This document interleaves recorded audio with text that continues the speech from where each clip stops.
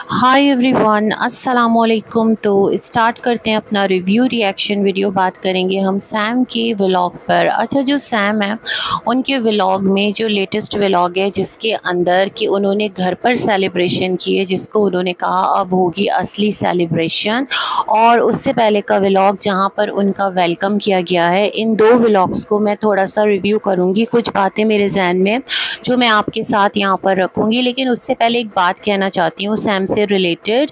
जो surrogate mother है, जो सरोगेसी है ना, देखें सैम उसके लिए गई, और ये बड़े एक क्लैरिटी की बात है कि इस पूरे प्रोसीजर को सैम ने छुपाया नहीं। इसका क्या रीज़न हो सकता है, आप मुझे बताएं, आपको क्या लगता है? देखिए, बड़ा आसान था इनके लिए इसको हाइड करना, और इस तरह से ये प्रिटेंड कर सकते थे कि ये इनका खुद का, मतलब इनके ही कहते हैं ना कि इन्होंने खुद जन्म दिया है बेबीज़ को। कोई बड़ा काम नहीं था, है ना। व्लॉगर्स बहुत सारी चीज़ें छुपा जाते हैं। जब इतने अरसे तक इन्होंने इस बात को हाइड रखा, तो साथ में ये वाला जो सिलसिला है वो भी आराम से कर सकते थे। रेगुलर चेकअप्स दिखा देते, बहुत कुछ कर सकते थे जो ड्रामेटिक होता, लेकिन इन्होंने नहीं किया। इसके पीछे आपको क्या लगता है, क्या रीज़न है? रीज़न ये है कि क्योंकि ये थ्रू लीगल प्रोसेस गए हैं।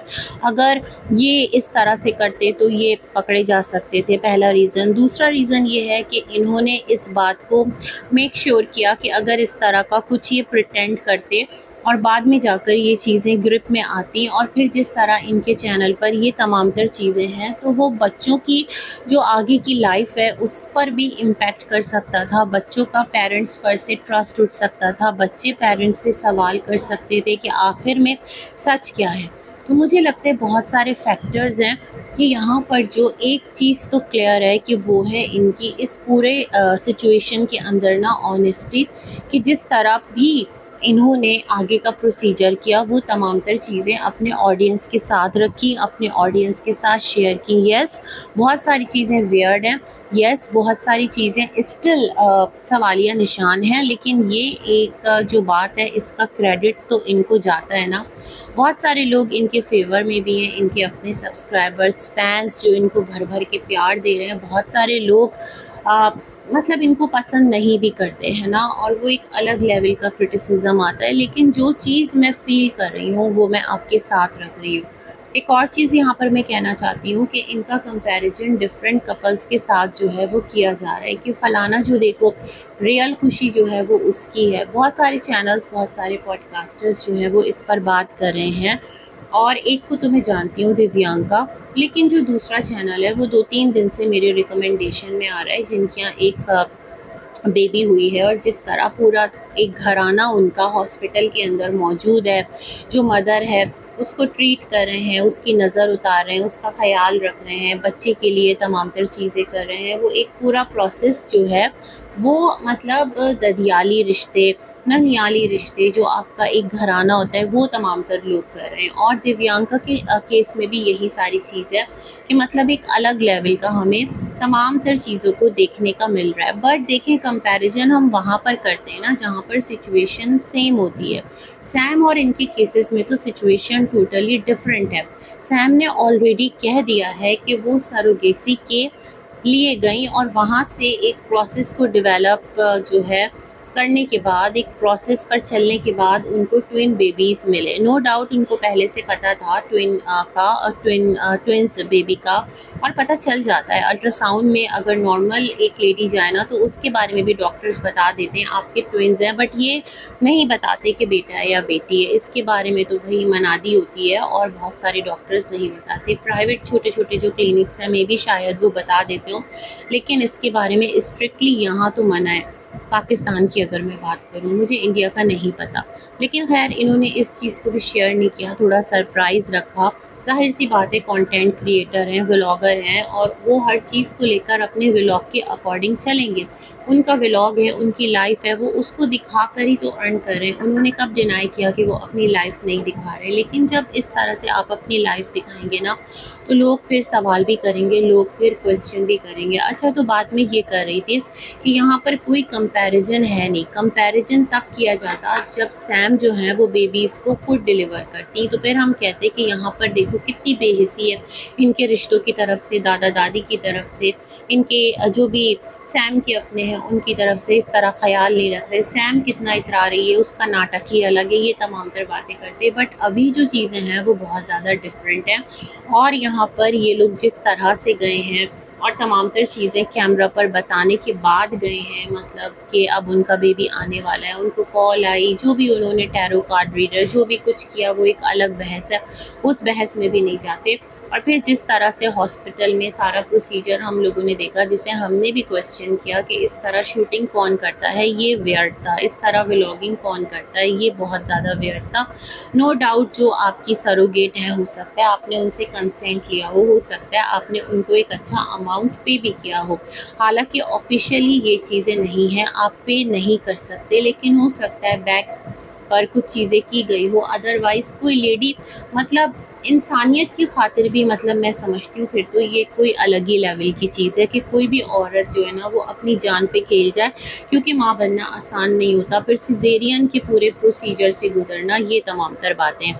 तो खैर ये तमाम तर चीज़ें हैं, तो इसको माइंड में रखें। वो जो एक बेबी बर्थ का पूरा प्रोसेस है ना, जो सैम है वो उससे गुजरी नहीं है और यहाँ पर फिर कंपैरिजन मैं समझती हूँ ये गलत है। अच्छा, उसके बाद ये लोग घर आते हैं, जिस तरह इन लोगों ने हाइप क्रिएट की हुई थी, सैनिटाइज़र और बच्चों को उंगली भी लगाने नहीं देंगे, और आपको बिल्कुल ना टोटली इस बात का ख्याल रखना है क्योंकि बच्चे बहुत ज़्यादा फ्रेजाइल हैं और जाहिर सी बात है अभी वो 2-3 दिन के बाद ही घर वापस जा रहे हैं, ये तमाम तर चीज़ें इन्होंने कही थी। अच्छा, मैं एक चीज़ देख रही हूँ, जैसे जैसे टाइम आगे बढ़ रहा है ना, वैसे वैसे जाहिर सी बात है जो हमारी इन्वायरमेंट है उसके अंदर बैक्टीरिया, वायरस, न जाने कौन कौन सी जो बीमारियां हैं वो आ रही हैं, और बच्चे जो हैं उनका इम्यून सिस्टम इतना ज़्यादा स्ट्रॉन्ग नहीं होता। हालांकि जो बहुत पहले की अगर हम देखते हैं, जाहिर सी बात है एक पूरी ज़िंदगी चलती है, तो हम लोग भी छोटे थे, हम लोगों ने भी अपने से पहले भी देखा है, हमारे और भी बड़े हैं, मतलब उन तमाम तर लोगों ने भी ये तमाम तर चीज़ें देखी होंगी। बच्चों की हाइजीन का ख्याल रखा जाता था, लेकिन जितना ज़्यादा अब ये तमाम तर चीज़ें हम लोग देख रहे हैं ना, सैनिटाइज़र और ये सब कुछ, वो तमाम तर चीज़ें एक टाइम पर नहीं थी। लेकिन मैंने कहा ना, टाइम टाइम की बात है, तो शायद बहुत ज़्यादा ओवर प्रोटेक्शन जो है वो लेनी पड़ती है। और लोग ये भी कह रहे होते हैं बच्चों को किस नहीं करना, बच्चों को प्यार नहीं करना, चीक्स को मत टच करना, बहुत ज़्यादा बाहर आने वाले हैं तो उनका जब तक आप हाथ सैनिटाइज ना करवा दें तो बच्चों को टच मत करना, मतलब बहुत ज़्यादा केयर करनी पड़ रही है। तो ये तमाम तर चीज़ें भी मेरे जहन में चल रही थी जब मैं इनका वेलकम व्लॉग देख रही थी। खैर जी, दादा दादी, पुप्पा पुप्पी सब ने बहुत जी जान से इनका वेलकम किया, खुशी से किया। पुप्पा स्पेशली बहुत ज़्यादा खुश थे और बच्ची को कह रहे थे ये तो पूरी सैम है, और बच्ची ने सबकी अट्रैक्शन खींच ली। नो डाउट बेबी बॉय को भी सब प्यार कर रहे थे, बट ऐसा है ना कि जो इनका ददियाली घराना है, मतलब बच्चों का, वहाँ पर बच्चियाँ नहीं हैं, बेटियाँ इतनी ज़्यादा नहीं हैं, सबके पास बेटे हैं, तो दैट्स द रीज़न जो बेटी है उसकी एक अलग ही इम्पोर्टेंस है। होता है कुछ घर जहाँ पर लड़के बहुत ज़्यादा हैं और जब बेटी पैदा होती है तो उसको बहुत प्यार मिलता है, तो मुझे लगता है ये भी एक रीज़न है। खैर यहाँ पर क्या था कि सैम ने बच्चों को दिया, दादा दादी को उन्होंने प्यार किया, गले लगाया, सब ने बधाई दी, और फिर जो सैम है उन्होंने कहा भाई लो अब तो तुम ही संभालो, मैं तो हो गई फ्री। और फिर ये बैठ जाती हैं फ्लोर पर, अपनी जो पेट्स हैं उनको पुकारती हैं, प्यार करती हैं।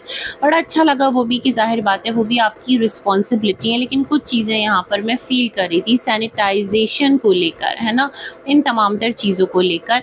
फिर वो जो बच्चा है वो बहुत ज़्यादा रोता है, जो इनका, मतलब सैम कौन हुई, मोमानी हुई ना, तो जो इनका भांजा है बहुत रोता है, इमोशनल हो जाता है बच्चा बच्चों को देखकर, स्पेशली उसको छोटे भाई बहन की ख्वाहिश थी, बहन की ख्वाहिश होगी, क्योंकि मैंने बताया ना जिस तरह ये लोग बता रहे थे, तो खैर वो मोमेंट भी बड़ा इमोशनल था। उसके बाद सब एक खुशगवार नोट पर तमाम तर चीज़ें चली, इनकी कुछ जो भी रिलीजियस चीज़ें थी वो इन्होंने की, और उसके बाद नेक्स्ट व्लॉग आता है जिसके अंदर ये कहते हैं असल सेलिब्रेशन तो होगी अब। तो मैं ये सोच रही थी कि सबसे पहले जो बच्चे हैं उनको प्रॉपरली क्लीन करवाते, उनको थोड़ा सा रेस्ट देते, क्योंकि हॉस्पिटल से स्टेशन तक आना, फिर स्टेशन से ट्रेन में बैठना, ट्रेन से फिर बैठकर बॉम्बे आना, कितना सारा एक खुली फ़िज़ा के अंदर जर्म्स होते हैं जो बच्चों को इफ़ेक्ट कर सकते हैं। तो बेसिकली उनको नीट एंड क्लीन करना, उनको फ्रेश करवाना, साफ़ सुथरे कपड़े पहनवाना, खुद फ्रेश होना, क्योंकि आपने पेट्स को भी टच किया। जब आपके घर बेबीज़ नहीं आए थे तब भी लोग आपको कह रहे थे कि सैम थोड़ा सा डिस्टेंस रखना पेट्स के साथ, और फिर उन्हीं कपड़ों और उन्हीं हाथों के साथ आप अपने बच्चों को टच मत करना। ये तमाम तर चीज़ें भी कह रहे थे, बट मैं बहुत हैरान थी, ना सैम ने चेंज किया ना अवी ने चेंज किया। इतने लंबे ट्रैवल के बाद, एक सिटी से दूसरे सिटी आने के बाद बस आप लोग सेलिब्रेशन पर लग गए। थोड़ा सा खुद को रिलैक्स कर लेते, थोड़ा सा अपना आउटफिट चेंज कर लेते, थोड़ा सा नहा धो लेते, उसके बाद रिलैक्स होकर सेलिब्रेशन करते। इतनी भी कोई हड़बड़ी नहीं थी, मतलब वेलकम हो गया ना, वो ऑब्वियस था। तो मुझे ये तमाम तर चीज़ें ना जो आप कह रहे हैं वो आप कर नहीं रहे, है ना। यहाँ पर लोग फिर कंपैरिजन पर आ जाते हैं कि देखो ना, रियल में ऐसा नहीं होता, तुम लोग बहुत ज़्यादा नौटंकी ड्रामा कर रहे हो। मुझे लगता है ऐसा नहीं है, बहुत सारी चीज़ें इन्होंने एक्सपीरियंस नहीं की हैं। हाँ, सैनिटाइजेशन की बात है, वहाँ आपको ख्याल रखना है। बच्चों को खाना पीना, मतलब उनकी जो भी फीड है, खाना पीना कह रही हूँ, उसका आपको ख्याल रखना है। नैनीज़ हैं, वो साफ़ सफाई कर लेंगी, बट एक जो मदरहुड है उसके अंदर तो आपको आना ही होगा ना। और उन चीज़ों को आपको फ़ील जब तक आप नहीं करेंगी तो बॉन्ड कैसे बनेगा बच्चों के साथ आपका, वो जो एक अपनाइयत है वो कैसे बनेगी। देखिए, ये एक रियलिटी है कि बेबी बर्थ का ज़रिया आप नहीं बने, कोई और बना। तो वहाँ पर आपको ओवर करना है, ज़्यादा करना है, ताकि वो एक फ़ील आए, है ना। और जो मेमोरीज़ हैं वहाँ से बच्चे देखें कि माँ हमारे लिए क्या क्या कर रही थी। माँ को तो, मतलब बच्चों को तो कुछ याद नहीं होगा ना। ये बात मैं करना चाह रही थी। फिर लोग ये भी कह रहे थे कि यहाँ पर जो सरोगेट लेडी है उसका थैंक यू कोई नहीं कर रहा, डॉक्टर का इतना थैंक यू, इतना थैंक यू, हर एक का थैंक यू, स्टाफ का थैंक यू, इसका थैंक यू। तो ये कलेक्टिव जर्नी है ना, जिसमें सैम और अवी, मतलब ये एक ज़ाहिर सी बात है, पेरेंट्स हैं तो इनके जो भी चीज़ें ली गई और फिर डॉक्टर ने एक पूरा प्रोसेस किया, जिसके ऊपर किया वो एक सरोगेट लेडी थी। अगर वही अवेलेबल ना होती, वही ना मिलती, तो ये तमाम तर चीज़ें कैसे पॉसिबल हो पाती। तो उसका अपना रोल है ना, उसने 9 मंथ्स तक बच्चों को अपने शिकम में रखा, उनको पाला, उनको पोसा। तो उसके लिए कोई रिगार्ड नहीं है, उसके लिए कोई दो लफ्ज़ नहीं है। ऐसा नहीं है कि बैक पर इन्होंने उसका हाल अहवाल नहीं पूछा होगा, उसकी केयर नहीं की होगी, बिल्कुल की होगी। लेकिन जो सोशल मीडिया है ना, जब आप यहाँ पर चीज़ों को पब्लिश कर देते हैं तो फिर लोग हर चीज़ देखना चाहते हैं, लोग हर चीज़ का इजहार सुनना चाहते हैं। तो मुझे लगता है कलेक्टिव नोट पर जो आपकी फैमिली सेलिब्रेट कर रही थी, एक छोटा सा केक कट कर लेते और कहते ये उस इंसान के लिए है कि जिसकी वजह से हमें खुशी मिली, और वो है माँ, है ना। यूँ कर देते तो एक मैसेज चला जाता सरोगेट की तरफ, उसको भी आपकी तरफ से एक ट्रिब्यूट चला जाता। ये छोटा सा एक मेरा एनालिसिस था, होप सो आपको पसंद आएगा। मिलते हैं एक और रिव्यू में, इनका व्लॉग मैं रिव्यू करूँगी इंशाल्लाह। अगर आपको पसंद आता है ज़रूर बताइएगा। अल्लाह हाफ़िज़।